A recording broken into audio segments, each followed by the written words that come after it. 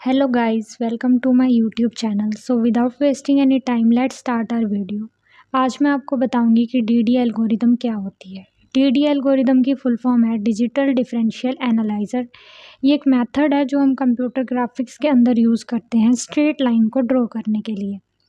Basically हमें दो and points given होते हैं लाइन के, जिसके बीच के इंटरमीडिएट पॉइंट्स हम उनसे फाइंड आउट करते हैं ताकि हमारी लाइन बिल्कुल स्ट्रेट बने।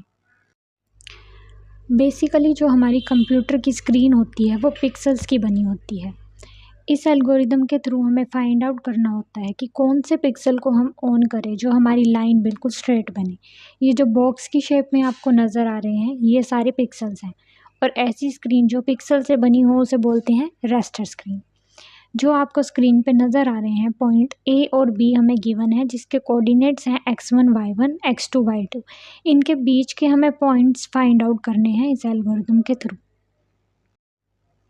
इन 6 स्टेप्स को फॉलो करके आप फाइंड आउट कर सकते हो कि कैसे निकालते हैं हम कोऑर्डिनेट्स DD एल्गोरिदम की हेल्प से। सबसे पहला पॉइंट है इनपुट द एंड पॉइंट्स। ये हमें क्वेश्चन में गिवन होते हैं x1 y1 x2 y2, ये पॉइंट्स हमें गिवन होंगे। सेकेंड स्टेप में क्या करना है, डिफरेंस कैलकुलेट करना है dx एंड dy। dx कैसे कैलकुलेट करेंगे, x2 माइनस x1 और dy y2 माइनस y1।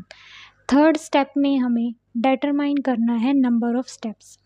ये एक्यूरेसी को मेंटेन करने के लिए होता है ताकि हमारा आंसर बिल्कुल एक्यूरेट आए। इसमें फाइंड आउट करते हैं मैक्सिमम लेना है हमें dx और dy का। जैसे dx की वैल्यू 4 है और dy की वैल्यू 5 है। सबसे बड़ा कौन सा है, dy 5 है, तो मैक्सिमम लेंगे dy 5 और स्टेप्स में हमारा आ जाएगा 5। ऐसे हमें मैक्सिमम लेना है। फोर्थ स्टेप में हमें फाइंड करना है increments, x increment and y increment दोनों फाइंड आउट करने हैं। dx हमने पिछले स्टेप में कैलकुलेट किया और dy भी। x इंक्रीमेंट में ऊपर dx, नीचे स्टेप्स मैक्सिमम वैल्यू रखेंगे, और y इंक्रीमेंट में ऊपर रखेंगे dy की वैल्यू और नीचे रखेंगे स्टेप्स मैक्सिमम की वैल्यू। फिफ्थ स्टेप के अंदर हमें इनिशियलाइज करना है। इनिशियल वैल्यू वहीं रखेंगे जो हमें कोऑर्डिनेट्स गिवन होंगे क्वेश्चन के अंदर, x और y की वैल्यू x1 y1।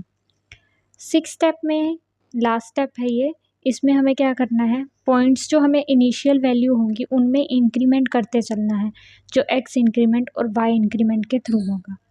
चलिए इसे समझते हैं एक एग्जाम्पल के through. Let's take an example. Draw a line from 1,1 to 5,4 by using DDA method.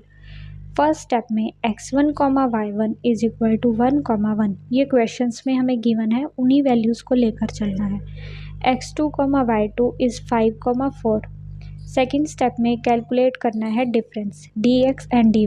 dx कैसे करते हैं कैलकुलेट हम, x2 माइनस x1 जो कि क्वेश्चन में है 5 minus 1 is equal to 4।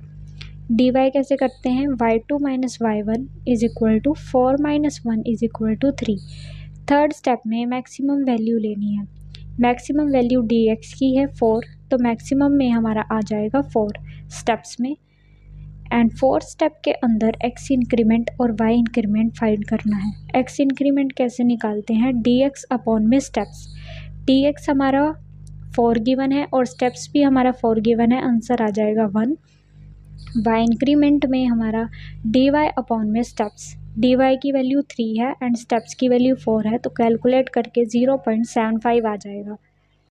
Fifth step के अंदर हमें इनिशियल वैल्यू लेकर चलनी है। x is equal to 1, y is equal to 1। ये हमें क्वेश्चंस में जो गिवन होती है इनिशियल वैल्यू वही लेनी होती है। सिक्स स्टेप के अंदर हमें आइट्रेट करना है, मतलब हर पॉइंट के अंदर हमें x इंक्रीमेंट और y इंक्रीमेंट को ऐड करना है, जिससे हमें नए पॉइंट्स मिलेंगे। इनिशियल वैल्यू थी हमारी 1,1। x के अंदर x इंक्रीमेंट को ऐड करेंगे और y के अंदर y इंक्रीमेंट को।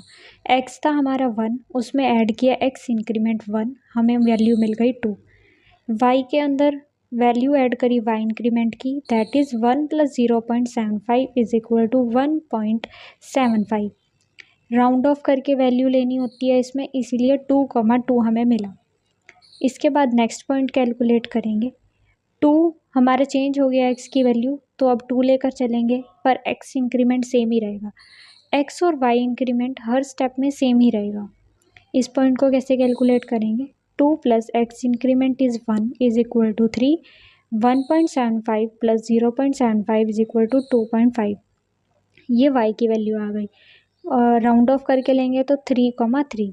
नेक्स्ट स्टेप के अंदर 3 + 1 is equal to 4. 2.5 plus 0.75 is equal to 3.25. Round off करके 4,3। लास्ट स्टेप में 4 + 1 इज x में ऐड करेंगे x increment 1 is equal to 5 हो गया, और y के अंदर y increment 3.25 plus 0.75 is equal to 4। Value मिलेगी हमें 5,4। कब तक हमें परफॉर्म करना था? जब तक हमें 5,4 नहीं मिल जाता। 5,4 मिल गया, आइटरेट यहीं पे स्टॉप कर देंगे और इसे प्लॉट करके भी आप देख सकते हैं ग्राफ के ऊपर। आई होप आपको वीडियो अच्छी लगी होगी। Thank you so much.